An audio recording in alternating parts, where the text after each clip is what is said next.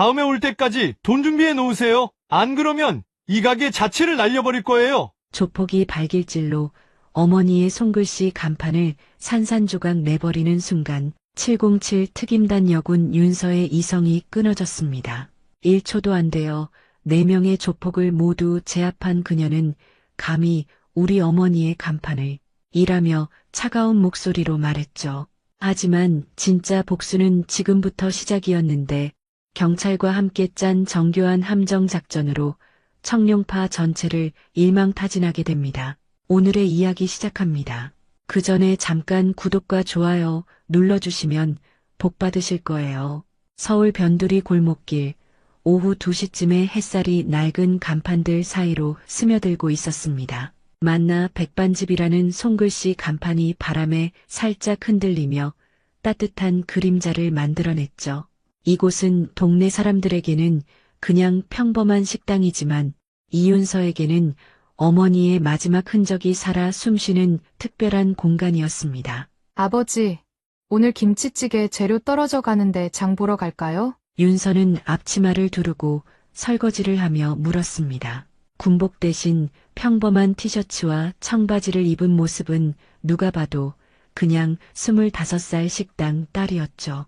하지만 그녀의 움직임에는 어딘가 절제된 힘이 배어 있었고 손님들을 대하는 태도에서도 특유의 침착함이 묻어났습니다. 그래, 그럼 5시까지는 돌아와야 해. 저녁 장사 준비해야 하니까. 아버지 이정호는 카운터에서 계산대를 정리하며 답했습니다. 50대 중반의 그는 아내를 잃은 후 혼자서 이 작은 식당을 꾸려왔죠. 딸이 군대에서 휴가를 나와 함께 있는 이 시간이 그에게는 무엇보다 소중했습니다. 윤서는 설거지를 마치고 수건으로 손을 닦으며 창밖을 바라봤습니다. 평온한 골목 풍경, 지나가는 동네 아주머니들, 학교에서 돌아오는 아이들의 웃음소리까지 이 모든 일상이 그녀에게는 지켜야 할 소중한 것들이었죠. 특히 어머니가 직접 써서 만든 저 간판은 이 가게의 영웅 같은 존재였습니다. 엄마가 저 간판 만들 때가 생각나네요. 붓글씨 연습하신다고 밤늦게까지 종이에 써보시던 모습 말이에요. 그때 내 엄마가 그랬지? 우리 가게 간판은 남들과 달라야 한다고 정성스럽게 손으로 써야 진짜 맛집이 된다고 말이야. 아버지의 목소리에 그리움이 배어 있었습니다. 윤서는 간판을 올려다보며 어머니의 따뜻했던 손길을 떠올렸죠. 그 간판 아래서 자란 추억들, 가족이 함께했던 소중한 시간들이 고스란히 담겨 있는 듯 했습니다. 점심시간이 지나면서 손님들이 하나둘 나가기 시작했고 식당 안은 평화로운 정적에 휩싸였습니다. 윤서는 테이블을 닦으며 내일이면 다시 부대로 돌아가야 한다는 사실을 생각했죠. 아버지 혼자 이 식당을 꾸려가는 모습을 보는 것이 항상 마음에 걸렸지만 그녀에게도 지켜야 할 또 다른 의무가 있었습니다. 707 특임단에서의 생활은 결코 쉽지 않았지만 윤서는 그 안에서 자신만의 사명감을 찾아갔습니다. 나라를 지키는 일과 가족을 보살피는 일 둘 다 그녀에게는 소중한 책임이었죠. 하지만 지금 이 순간만큼은 그냥 아버지 곁에 있는 평범한 딸이고 싶었습니다. 정오를 조금 넘긴 시각, 식당 문이 거칠게 열리며 4명의 남자들이 들어섰습니다. 이들의 등장만으로도 식당 안의 분위기가 순식간에 얼어붙었죠. 문신이 새겨진 팔뚝, 값비싼 옷차림이지만 어딘가 위협적인 분위기를 풍기는 모습들이었습니다. 이정호 사장 있나? 선두에 선 남자가 카운터를 향해 소리쳤습니다. 목소리에 담긴 협박적인 어조에 식당에 남아있던 손님 2명이 서둘러 자리를 떴죠. 윤서는 설거지하던 손을 멈추고 상황을 주시했습니다. 아버지의 얼굴이 순간 굳어지는 것을 놓치지 않았죠. 네, 접니다. 무슨 일이십니까? 이정호는 떨리는 목소리로 대답했습니다. 윤서는 아버지의 반응에서 이들이 처음 온 사람들이 아니라는 것을 직감했죠. 그녀는 조용히 앞치마를 벗으며 상황을 파악하기 시작했습니다. 아직도 모르시겠어요? 지난달에 약속한 날짜가 벌써 일주일이나 지났는데 말이죠. 2번째 남자가 테이블에 주먹을 내리치며 말했습니다. 그 소리에 식기들이 덜그럭거렸고 윤서의 근육은 본능적으로 긴장했죠. 707 특임단에서 단련된 그녀의 몸은 이미 전투 태세로 전환되고 있었습니다. 죄송합니다. 장사가 잘 안 되어서 조금만 더 시간을 주시면. 시간! 벌써 얼마나 많은 시간을 줬는데요? 처음엔 병원비 300만 원이었잖아요. 이제는 이자까지 합쳐서 800만 원이에요. 윤서는 이 대화를 들으며 상황의 전모를 파악했습니다. 어머니의 병원비로 시작된 빚이 불법 고리대 금업자들의 먹잇감이 된 것이었죠. 아버지가 왜 그동안 힘들어했는지, 왜 혼자 이 모든 걸 감당하려 했는지 이해가 됐습니다. 제발 조금만 더 기다려 주십시오. 딸이 군대에서 휴가 나와 있어서 곧 돈을 마련할 수 있을 것 같습니다. 딸? 아, 그 군인이라는 딸 말이에요? 세 번째 남자가 비웃으며 윤서를 쳐다봤습니다. 윤서는 차분하게 그들의 시선을 받아냈죠. 그녀의 눈빛에는 두려움 대신 냉철한 관찰력이 빛나고 있었습니다. 군인이면 월급 받잖아요? 그걸로 당장 갚으면 되잖아요. 군인 월급이 얼마나 되는지 아십니까? 그리고 제가 받는 월급은 제 생활비입니다. 윤서가 처음으로 입을 열었습니다. 목소리는 조용했지만 단호했죠. 그 순간 4명의 남자들은 이 젊은 여성이 보통이 아니라는 것을 느꼈습니다. 아, 말대꾸도 안 해? 이 집안이 왜 이 모양인지 알겠어? 그때였습니다. 맨 앞에 서 있던 남자가 갑자기 발을 들어 올려 어머니의 손글씨 간판을 향해 발길질을 했습니다. 나무로 만든 간판이 바닥에 떨어지며 산산조각이 났고 어머니의 정성스러운 글씨가 나무 파편과 함께 흩어졌습니다. 다음에 올 때까지 돈 준비해 놓으세요. 안 그러면 이 가게 자체를 날려버릴 거예요. 그 순간 윤서의 이성이 끊어졌습니다. 어머니의 마지막 흔적이 짓밟히는 것을 보는 순간 그녀 안에 잠들어 있던 전사의 본능이 깨어났죠. 윤서의 몸이 번개처럼 움직였습니다. 간판을 부순 남자의 발목을 잡아 비틀어 넘어뜨리는 것은 1초도 걸리지 않았죠. 707 특임단에서 수없이 반복한 제압술이 몸에 배어 있었습니다. 뭐 하는 거야? 다른 남자들이 당황하며 달려들었지만 윤서는 이미 2번째 상대의 손목을 꺾어 무력화시키고 있었습니다. 그녀의 움직임은 정확하고 효율적이었죠. 불필요한 힘을 쓰지 않으면서도 상대방을 완전히 제압하는 전문적인 기술이었습니다. 윤서야, 그만해.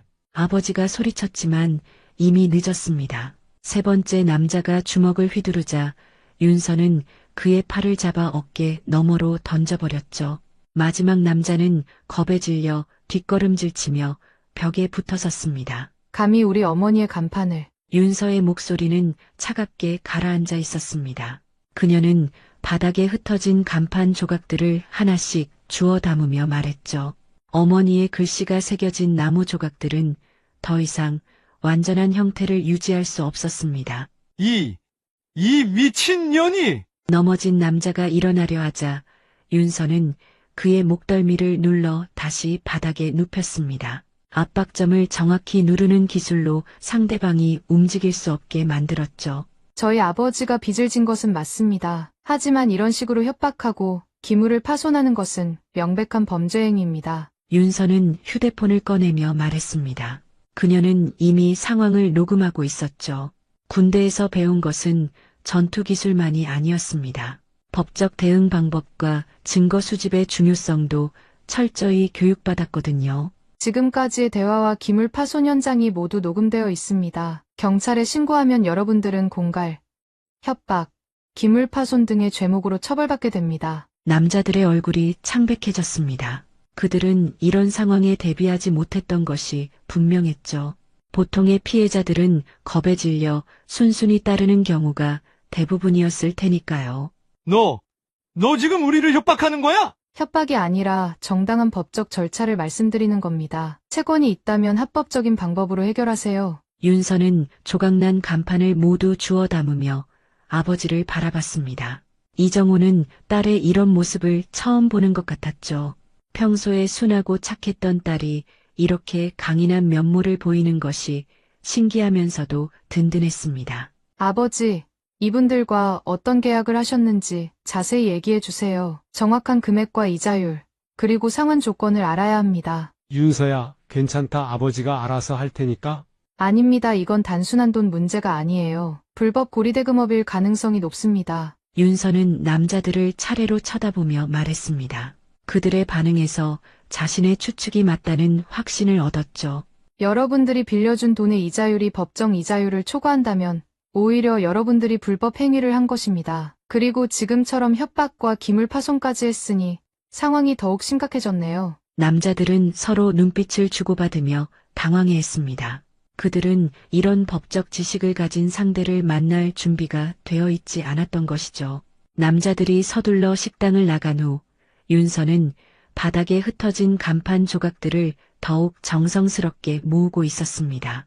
어머니의 손글씨가 새겨진 나무 파편 하나하나가 소중했죠. 아버지는 딸의 모습을 보며 복잡한 감정에 휩싸였습니다. 윤서야, 미안하다. 아버지가 너한테 이런 짐을 지워서. 아버지, 정확한 상황을 말씀해 주세요. 언제부터 이런 일이 시작됐고 얼마나 빌리셨는지 다 알아야 해요. 윤서는 간판 조각들을 조심스럽게 상자에 담으며 말했습니다. 그녀의 목소리는 단단했지만 아버지를 탓하는 기색은 전혀 없었죠. 이정호는 한숨을 내쉬며 진실을 털어놓기 시작했습니다. 어머니의 암 치료비가 보험으로 감당하기 어려운 수준이었고 결국 급전이 필요해 지인의 소개로 돈을 빌렸다는 것이었죠. 처음에는 300만 원이었지만 복리로 계산되는 이자와 각종 수수료가 붙으면서 빚이 눈덩이처럼 불어났습니다. 월 이자가 10%라고 했는데 나중에 알고 보니 그게 복리더라고. 그리고 연체료, 관리비라는 명목으로 또 돈을 붙이고. 그럼 지금까지 얼마나 갚으셨어요? 이미 500만 원은 갚았을 거야. 그런데도 원금은 줄어들지 않고 오히려 늘어났다고 하니. 윤서는 아버지의 말을 들으며 이것이 전형적인 불법 고리대 금업의 수법임을 확신했습니다. 군대에서 받은 금융 사기 예방 교육이 떠올랐죠. 아버지, 이건 명백한 불법이에요. 법정 최고 이자율은 연 20%인데 이들은 그보다 훨씬 높은 이자를 받고 있어요. 윤서는 즉시 휴대폰으로 금융감독원 신고센터와 경찰서 번호를 찾았습니다. 하지만 그 전에 더 확실한 증거를 확보해야 했죠. 아버지께서 받으신 차용증이나 계약서가 있나요? 응, 어디 있었더라? 이정우가 서랍을 뒤지며 서류를 찾아왔습니다. 윤서는 그 서류를 보며 눈살을 찌푸렸죠. 계약서라고 하기에는 너무 허술했고 법적 효력을 가지기 어려운 내용들이 대부분이었습니다. 이것만 봐도 불법이에요. 이자율 명시도 제대로 안 되어 있고 연체 시 처리 방안도 법을 벗어났어요. 그때 식당 문이 다시 열렸습니다. 이번에는 동네 파출소에 최순경이 들어왔죠. 평소 이 식당을 자주 이용하던 그는 아까 소동을 목격한 근처 상인의 신고를 받고 온 것이었습니다.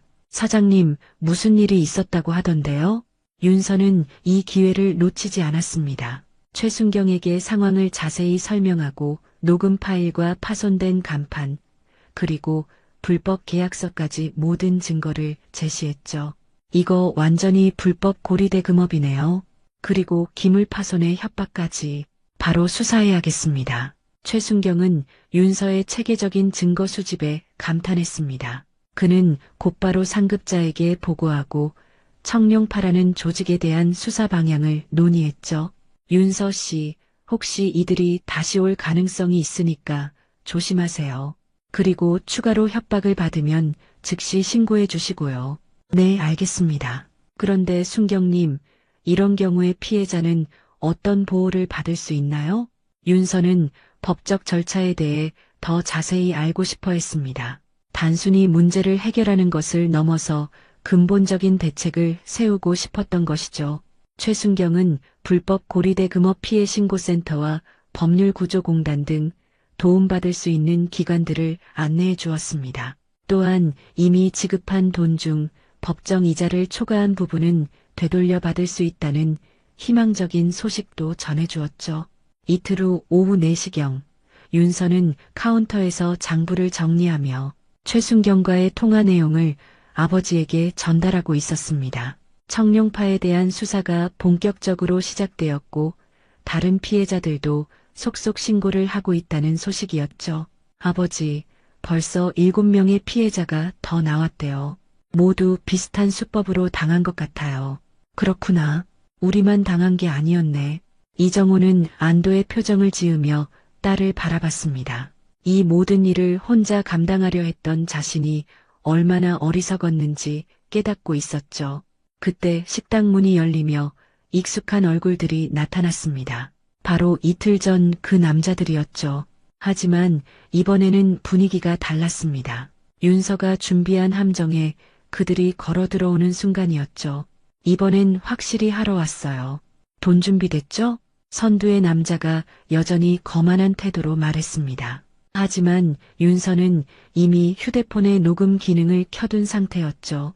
더 중요한 것은 식당 구석구석에 최순경이 설치해둔 소형 카메라들이 모든 것을 기록하고 있다는 점이었습니다. 저번에 그 군인 계집애는 어디 갔어? 설마 도망간 건 아니지? 두 번째 남자가 주변을 둘러보며 물었습니다. 윤서는 부엌에서 상황을 지켜보고 있었죠. 최순경과 미리 짠 각본대로 상황이 진행되고 있었습니다. 윤서는 부대로 돌아갔어요. 그리고 돈은 조금 더 시간이 필요합니다. 이정우가 떨리는 목소리로 말했습니다. 연기가 아니라 정말로 긴장하고 있었죠. 아무리 계획된 상황이라고 해도 이런 사람들 앞에서는 자연스럽게 위축될 수밖에 없었습니다. 시간? 또 시간이에요? 이제 정말 참을 만큼 참았어요. 세 번째 남자가 테이블을 주먹으로 치며 소리쳤습니다. 그 순간 윤서는 부엌에서 나와 이들 앞에 섰죠. 제가 여기 있습니다. 오, 왔네. 이번엔 얌전히 돈이나 내놓으라고. 그 전에 묻고 싶은 게 있어요. 여러분들이 속해 있는 조직 이름이 뭐죠? 윤서의 질문에 남자들은 당황했습니다. 왜 갑자기 그런 것을 묻는지 이해할 수 없었거든요. 뭘 묻는 거야? 청룡파 맞죠? 대표는 김모 씨고 주로 이 일대에서 불법 고리대 금업을 하는 조직 말이에요. 남자들의 얼굴이 순식간에 굳어졌습니다. 자신들의 정체가 정확히 파악되어 있다는 사실에 충격을 받은 것이죠. 너 지금 우리 뒤를 캤다는 거야? 뒤를 캔 게 아니라 합법적인 조사를 한 거예요. 그리고 여러분들이 지금까지 한 모든 행위들이 녹음되고 촬영되고 있다는 사실도 알려드립니다. 윤서가 이렇게 말하자 식당 밖에서 경찰들이 일제히 들어왔습니다. 최순경을 비롯해 총 6명의 경찰관들이 남자들을 포위했죠. 청룡파 소속 김모, 이모, 박모, 정모, 공가렵방 및 불법 고리대 금업 혐의로 긴급 체포합니다. 남자들은 완전히 당황한 채로 체포되었습니다. 그들은 이런 정교한 함정에 빠질 줄 전혀 예상하지 못했던 것이죠. 윤서 씨 덕분에 큰 조직을 잡을 수 있었습니다. 정말 대단한 작전이었어요. 최순경이 엄지손가락을 들어 보이며 말했습니다. 윤서는 차분하게 고개를 끄덕였죠. 이제 아버지는 안전하실 거예요. 그리고 그동안 부당하게 낸 돈도 대부분 돌려받을 수 있을 것 같아요. 사건이 일단락된 후 며칠이 지나자 윤서의 마음은 다른 곳에 가 있었습니다. 바로 산산조각 난 어머니의 간판 때문이었죠. 상자에 담아둔 나무 조각들을 보며 그녀는 깊은 한숨을 내쉬었습니다. 아버지, 이 간판 다시 만들 수 있을까요? 글쎄, 너무 많이 부서져서 새로 만드는 게 나을 것 같은데. 아니에요. 꼭 이 조각들로 복원하고 싶어요. 엄마의 글씨가 새겨진 원래 나무로 말이에요. 윤서의 목소리에는 강한 의지가 담겨 있었습니다. 단순히 간판을 새로 만드는 것이 아니라 어머니의 흔적을 그대로 되살리고 싶었던 것이죠. 그녀는 동네 목공소를 찾아갔습니다. 50대 초반의 목공소 사장 박기수는 간판 조각들을 보며 고개를 저었죠. 이거 복원하기가 쉽지 않을 텐데요. 나무가 너무 잘게 부서져서 불가능한 건 아니죠? 불가능하지는 않아도 시간이 많이 걸릴 거예요. 그리고 완전히 원래대로 되기는 어렵고요. 박기수는 조각들을 하나씩 들여다보며 설명했습니다. 어떤 부분은 복원이 가능하지만 완전히 가루가 된 부분들은 새로 만들어야 한다는 것이었죠. 상관없어요. 시간이 오래 걸려도 괜찮습니다. 제가 도와드릴 수 있는 일이 있으면 뭐든지 하겠어요.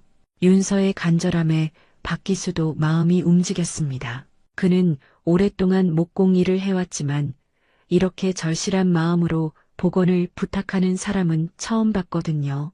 그럼 일단 조각들을 분류해보죠. 어떤 부분이 어디에 해당하는지 맞춰봐야 해요. 둘은 함께 바닥에 앉아 퍼즐 맞추기처럼 조각들을 정리하기 시작했습니다. 만나라는 글자의 일부분들이 서서히 제자리를 찾아가고 있었죠. 하지만 백반집이라는 부분은 너무 심하게 부서져서 원형을 알아보기 어려웠습니다. 이 부분은 새로 써야겠네요. 원래 글씨체와 비슷하게 만들 수 있을까요? 어머니의 다른 글씨가 남아있나요? 참고할 만한 게 있으면 비슷하게 만들 수 있을 텐데. 윤서는 집에 돌아가 어머니의 유품들을 뒤졌습니다. 편지, 메모, 일기장 등에서 어머니의 글씨체를 찾을 수 있었죠. 특히 윤서에게 보낸 편지들에는 정성스러운 글씨들이 가득했습니다. 우리 윤서야, 잘 지내고 있니? 엄마는 너를 생각하며 매일 간판을 닫고 있단다.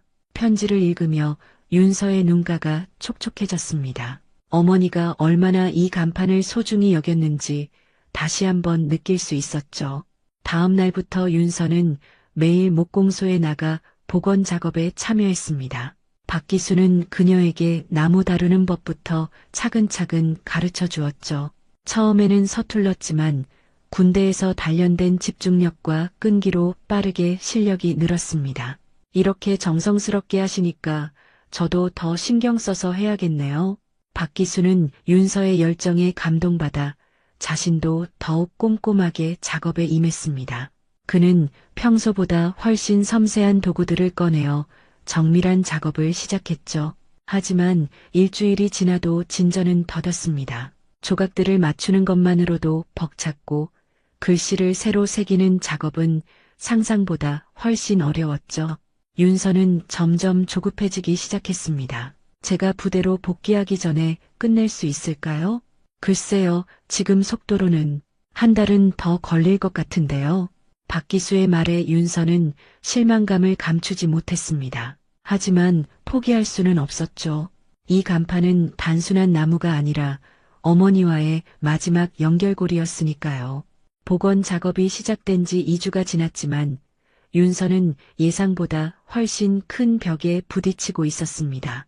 어머니의 글씨체를 똑같이 재현하는 것이 생각보다 어려웠죠. 붓글씨 특유의 강약 조절과 자연스러운 흐름을 나무에 새기는 것은 완전히 다른 차원의 기술이었습니다. 안 돼요. 이건 엄마 글씨가 아니에요. 윤서는 연습용 나무판을 보며 좌절감을 드러냈습니다. 아무리 정성을 다해 새겨도 어머니의 따뜻한 손길이 느껴지지 않았죠. 글씨의 형태는 비슷할지 몰라도 그 안에 담긴 마음까지는 재현할 수 없었습니다. 윤서 씨, 너무 조급해하지 마세요. 이런 작업은 시간이 걸리는 법이에요. 박기수가 위로하며 말했지만 윤서의 마음은 더욱 무거워졌습니다. 부대 복귀일이 코앞에 다가오고 있었고 아버지는 여전히 부서진 간판 자리를 비워둔 채 장사를 하고 있었죠. 사장님, 제가 너무 욕심을 부린 건 아닐까요? 그냥 새로 만드는 게 나을 것 같아요. 지금 포기하시면 지금까지 한 작업이 모두 헛수고가 되는 거예요. 이미 절반은 완성됐잖아요. 박기수는 그동안의 성과물을 보여주며 격려했습니다. 조각들을 이어붙인 부분에서는 만나라는 글자가 어렴풋이 드러나고 있었죠. 비록 완전하지는 않았지만 어머니의 손길이 살아 숨쉬는 것을 느낄 수 있었습니다. 윤서는 다시 마음을 다잡고 작업에 매진했습니다. 하지만 백반집이라는 글자를 새기는 작업에서 계속 막혔죠. 어머니의 편지에서 참고할 수 있는 글자들은 한정적이었고 간판에 어울리는 크기와 굵기로 조정하는 것도 까다로웠습니다. 엄마라면 어떻게 하셨을까? 윤서는 조각칼을 들고 고민에 빠졌습니다. 어머니가 처음 이 간판을 만들 때도 이런 고민을 했을까요? 가족을 위한 마음을 어떻게 글씨에 담았을까요? 그때 문득 어머니가 남긴 일기장의 한 구절이 떠올랐습니다. 완벽하지 않아도 괜찮다. 정성만 있으면 된다. 어머니는 항상 결과보다는 과정을 중요하게 여기셨죠. 사장님, 제가 너무 완벽하게 하려고 했나 봐요. 엄마는 완벽한 글씨를 쓰려고 한 게 아니라 마음을 담으려고 하셨을 거예요. 윤서는 다시 조각칼을 들고 나무판에 글씨를 새기기 시작했습니다. 이번에는 기술적인 완성도보다는 진심을 담으려고 노력했죠. 한 획 한 획에 가족에 대한 사랑과 이 간판을 지키고 싶은 마음을 담았습니다. 며칠 후 윤서는 또 다른 문제에 직면했습니다. 새로 새긴 글씨와 원래 조각들의 색깔이 달라 부자연스러워 보였던 것이죠. 시간이 지나면서 자연스럽게 우러난 나무의 색감을 단시간에 맞추기는 어려웠습니다. 이 부분은 어떻게 해야 할까요? 특별한 염료를 써서 색을 맞출 수도 있지만 시간이 더 걸릴 거예요. 박기수의 말에 윤서는 다시 한번 고민에 빠졌습니다. 완벽한 복원을 위해서는 더 많은 시간이 필요했지만 현실적으로는 불가능한 상황이었죠. 윤서야, 간판 작업 어떻게 되어가니? 아버지가 목공소에 찾아와서 물었습니다. 그는 딸이 이렇게 힘들어하는 모습을 보며 마음이 아팠죠. 아버지, 저 때문에 가게 간판도 없이 장사하시게 해서 죄송해요. 무슨 소리야? 내가 우리를 위해 이렇게 애쓰는데 고마울 따름이지. 이정호는 딸의 손을 잡으며 말했습니다. 그의 눈에는 자랑스러움과 안쓰러움이 동시에 담겨 있었죠. 복원 작업이 시작된 지 한 달이 지났습니다. 윤서는 부대 복귀를 한 주 앞둔 상황에서 마지막 정성을 다하고 있었죠. 박기수와 함께 밤을 새워가며 작업한 결과 드디어 간판의 윤곽이 완성되어 가고 있었습니다. 이제 정말 마지막이네요. 표면을 다듬고 보호막을 씌우면 끝이에요. 박기수는 사포로 간판 표면을 조심스럽게 다듬으며 말했습니다. 윤서는 그 모습을 바라보며 가슴이 벅차올랐죠. 산산조각 났던 어머니의 간판이 이렇게 다시 살아나는 것을 보니 기적 같았습니다. 완전히 똑같지는 않지만 이게 더 특별한 것 같아요. 엄마의 원래 글씨와 제가 새로 새긴 글씨가 함께 있으니까요. 윤서의 말에 박기수도 고개를 끄덕였습니다. 실제로 완성된 간판은 처음보다 더 깊이 있는 모습이었죠. 세월의 흔적과 새로운 정성이 어우러져 독특한 아름다움을 만들어냈습니다. 다음 날 아침 드디어 간판을 설치하는 날이 왔습니다. 동네 사람들도 소문을 듣고 하나둘 모여들었죠. 그들은 한 달 동안 간판 없이 운영되던 만나 백반집에 다시 정체성이 생기는 순간을 함께 지켜보고 싶어 했습니다. 자, 천천히 올려주세요. 박기수와 윤서, 그리고 아버지까지 세 사람이 함께 간판을 원래 자리에 걸었습니다. 오전 10시에 따뜻한 햇살이 새로 복원된 간판을 비추자 어머니의 손글씨가 다시 한번 생명력을 얻었죠. 우와, 정말 예쁘다. 지나가던 아이가 소리쳤고 동네 아주머니들도 박수를 쳤습니다. 간판을 바라보는 사람들의 얼굴에는 모두 따뜻한 미소가 번졌죠. 윤서야, 정말 고생 많았구나. 아버지가 딸의 어깨를 토닥이며 말했습니다. 그의 목소리는 감정으로 떨리고 있었죠. 한 달 전 산산조각 났던 간판이 이렇게 아름답게 되살아날 줄은 꿈에도 생각하지 못했습니다. 아버지, 이제 정말 안심이에요. 엄마도 기뻐하실 거예요. 윤서는 간판을 올려다보며 말했습니다.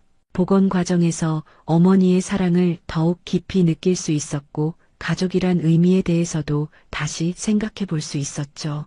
점심시간이 되자 단골 손님들이 하나둘 찾아왔습니다. 모두들 새로운 간판을 보고는 감탄사를 연발했죠. 사장님, 간판이 더 멋있어진 것 같아요. 그러게요. 뭔가 더 정성스러워 보여요. 손님들의 칭찬에 이정호는 뿌듯한 표정을 지었습니다. 그는 이 모든 것이 딸 덕분이라는 것을 잘 알고 있었죠. 오후가 되자 최순경도 찾아왔습니다. 그는 청룡파 사건의 후속 처리 결과를 알려주러 온 것이었죠. 윤서 씨 덕분에 정말 큰 조직을 잡았어요. 피해자들도 대부분 돈을 되찾을 수 있게 됐고요. 다행이네요. 저희만 당한 게 아니라서 더 속상했거든요. 윤서는 안도의 표정을 지었습니다. 정의가 실현되는 것을 보니 마음이 후련했죠. 저녁 무렵 윤서는 간판 아래 서서 마지막 점검을 하고 있었습니다. 내일이면 부대로 돌아가야 했지만 이제는 마음이 편했죠. 어머니의 유산을 지켜냈고 아버지도 안전해졌으니까요. 엄마, 제가 해냈어요. 간판을 다시 세웠어요. 윤서는 마음속으로 어머니에게 말했습니다. 바람에 살짝 흔들리는 간판이 마치 어머니가 대답하는 것처럼 느껴졌죠. 다음 날 아침 윤서는 군복을 입고 가방을 메고 있었습니다. 아버지는 딸을 배웅하며 간판을 가리켰죠. 윤서야, 이 간판은 이제 너와 엄마 그리고 아버지 모두의 작품이야. 우리 가족의 진짜 보물이지. 네, 아버지. 다음 휴가 때 또 올게요. 그때까지 건강하세요. 윤서는 부대로 향하는 버스에 올라 창밖을 바라봤습니다. 만나 백반집 간판이 아침 햇살을 받아 반짝이고 있었죠. 그 빛 속에는 어머니의 사랑, 아버지의 정성, 그리고 자신의 의지가 모두 담겨 있었습니다. 간판 아래서 시작된 이 모든 이야기는 단순히 나무를 복원한 것이 아니었습니다. 가족의 유대를 되찾고 정의를 실현하며 진정한 강함이 무엇인지 배우는 여정이었죠. 윤서는 이제 확신했습니다. 진짜 강함이란 무엇인가를 부수는 힘이 아니라 부서진 것을 다시 세우는 용기라는 것을 말입니다. 오늘도 귀한 시간 내어 끝까지 시청해주신 구독자 여러분 진심으로 감사드립니다. 오늘의 이야기가 마음을 울렸다면 구독과 좋아요, 댓글 부탁드립니다.